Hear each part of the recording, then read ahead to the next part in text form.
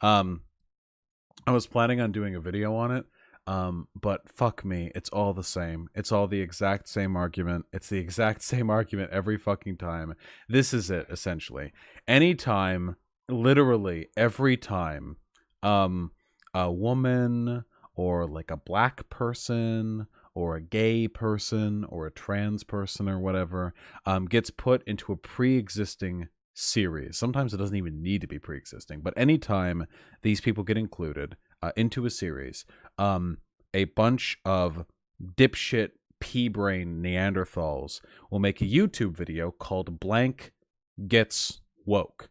And what they'll do is they'll say that authoritarian, PC, cancel culture, lefty, social justice warriors are ruining blank by cruelly forcing the developers or the producers or whatever is relevant to the medium to buy into their hyper authoritarian agenda by including all these diverse pandering demographics into their content, and that it's only to the detriment of the art, that you shouldn't make this political, dude.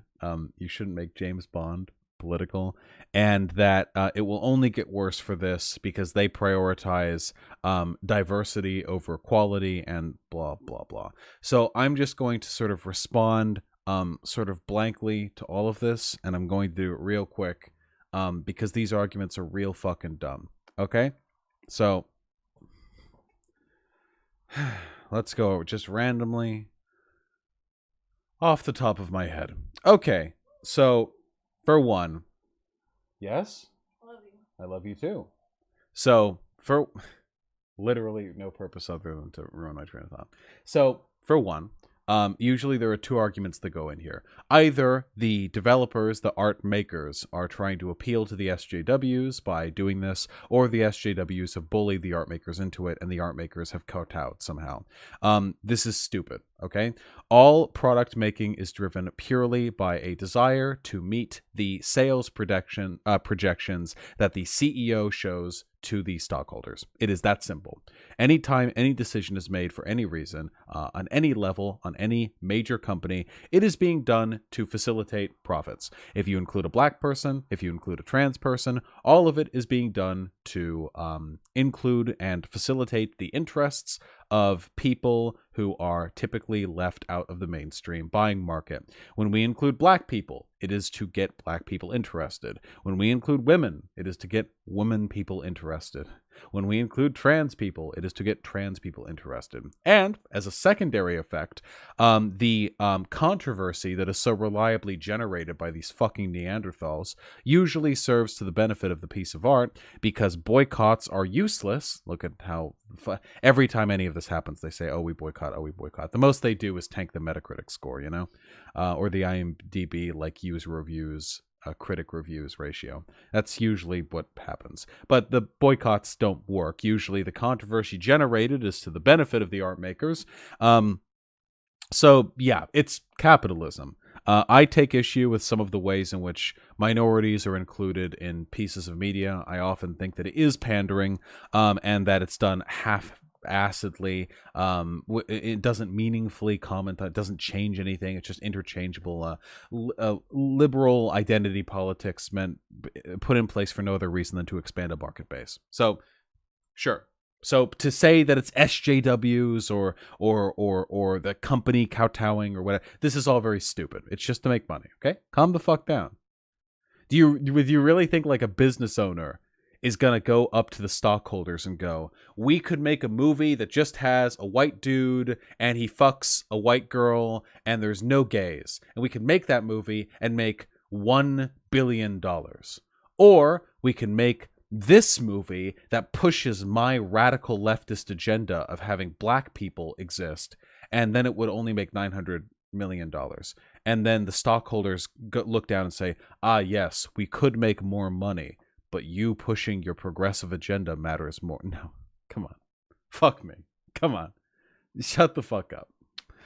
So that's argument one, just crammed up my asshole and shit right back out. The second one felt great both ways.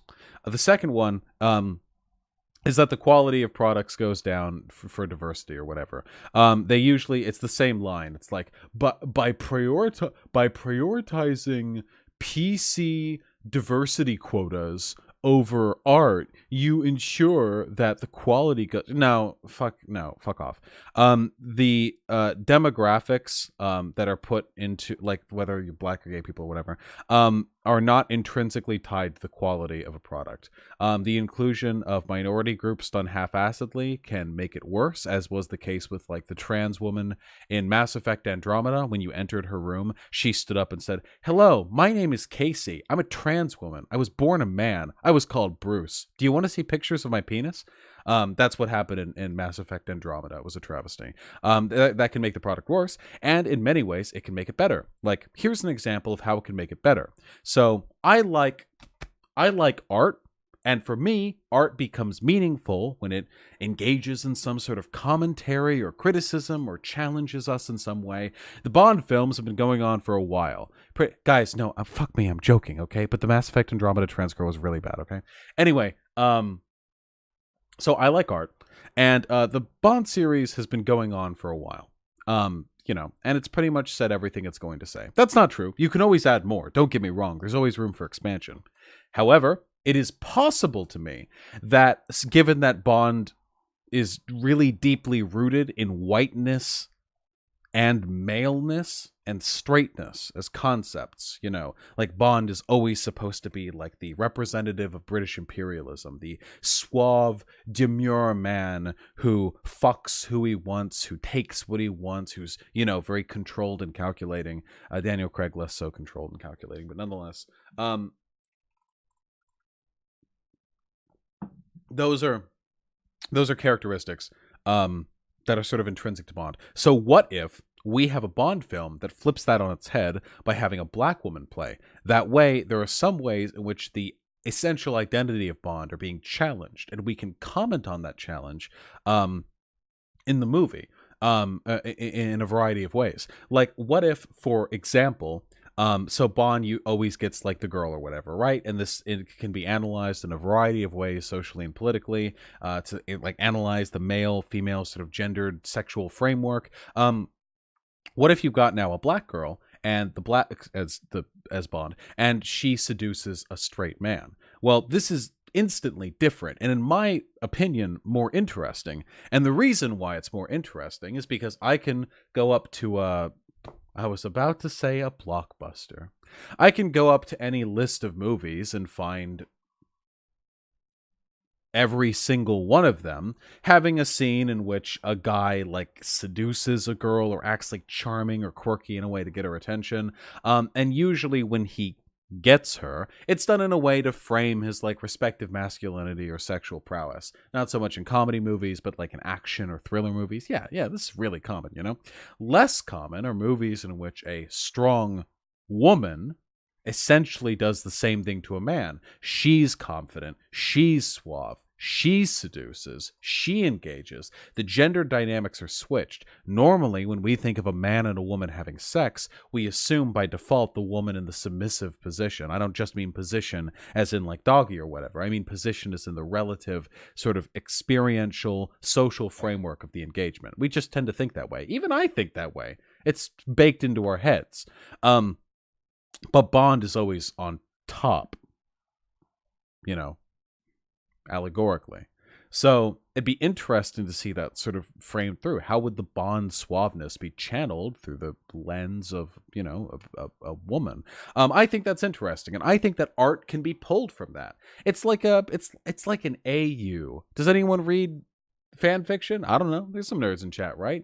I don't that often. I'm not 15 anymore, but as a concept, being able to explore how different characters and different settings would work in different contexts, it's interesting and makes for good art. So that's an example of how making Bond a black woman could conceivably add to the film. Now, if you don't think that type of content improves anything, that sort of analysis of gender roles, then okay, fine, whatever. If you don't think that gender analysis or or an examination of how you subvert the role of like a Bond, if you don't think these things are interesting, I would argue that A, you're really selling yourself short on art. It can be a lot cooler than you're letting it be. But B, it shouldn't affect it for the negative either. I mean, if it doesn't affect it for the positive, it just like the intrinsic character of having a black woman in, does that like make it worse? Most of the people would say no. Most of the people who make those videos, they wouldn't outright admit to being racist, though many of them are, or sexist. So there you go. That shouldn't be an issue. One hopes. There are some people saying that like Bond is supposed to be a white man. I don't really care how characters are represented. Keep in mind, the black lady, she's not Bond, she's 007. It's a title that gets passed from Bond to Bond. That's why we had like 5 different actors playing Bond, you know? And so it's a title she's taking, which means it fits in universe. There's no reason why in universe MI5 couldn't pass that title on to a black woman. And what's more, I don't think there's any reason why Bond has to be a white dude. I don't think that's like intrinsic. It is intrinsic to the character, but is it intrinsic to making good art with that character? I don't think so.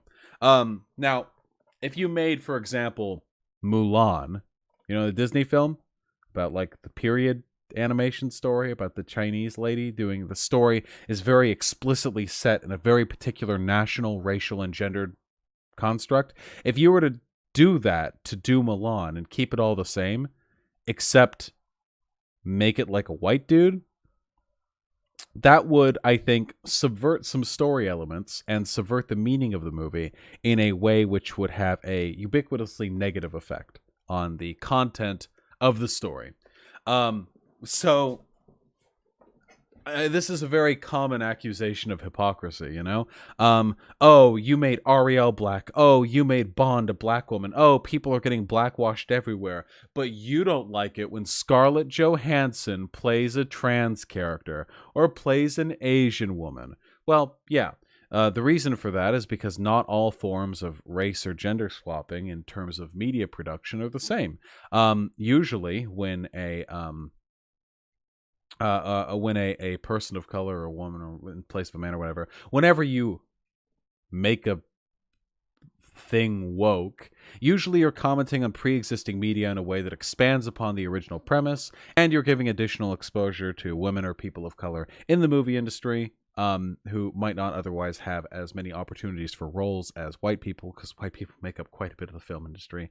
Whereas if you do like the Scarlett Johansson white person playing an Asian person thing, while you are in principle doing the same thing, the outcomes are worse, usually. Less representation for people, and we can argue why representation is a good thing sometime in the future. If you're watching me and you disagree with that, there is a reason. And it's not because SJW feelings, it's because I believe in egalitarianism and democracy. So I'm a consequentialist. I believe that the morality of an action is determined by its outcomes. Meaning that if making Bond a black woman has good outcomes for the art and for society, I'll support it. And if making... Fuck me. What was the bitch's name in Ghost in the Shell? If making Major Robot Lady a white lady has negative outcomes, Motoko, has negative outcomes on the art and on society, then I'll say it's bad. It's that simple, case by case. So that's the 3 main arguments I hear. Then usually there's a bunch of like non-arguments about like the ability to play the role or how it should go to like the best actor rather than the demographic thing. Like, oh, you know, you should just be looking for the best actor, not like a black person or whatever. How do you know the black person wasn't the best actor? Do you just assume when it's white people all the time that means they're searching for merit, and then when it becomes a black person it's a diversity hire? That's a little fucking weird.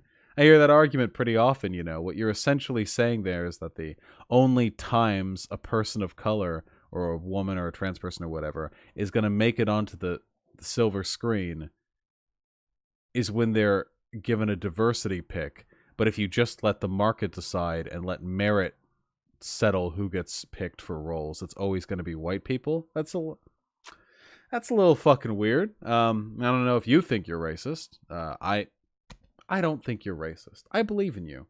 So, with all of that said, that's pretty much the arguments. It's going to happen every single time this happens. Literally every single fucking time something like this happens. Ariel being made black, Battlefield 5 lady, some trans person existing in me. This is going to happen every single fucking time. So, if you are a fan of those arguments and you've stumbled across this video, I'm just going to not parse words. Stop being stupid. It's really dumb. And it's really transparent that you're bigoted. I know you maybe don't think you are, but like you're literally just rehearsing the arguments for bigots verbatim over and over by getting outraged every single time a woman or a person of color, whatever, gets exposure. It's super predictable. Be less boring. Try harder. If you're going to be racist or sexist, just do it. Just make a video where you're going to say, like, black people or women just can't do it as good, you know? Just do that. It'll be more entertaining. Maybe I'll respond to it. That's all I have to say. I love you very much.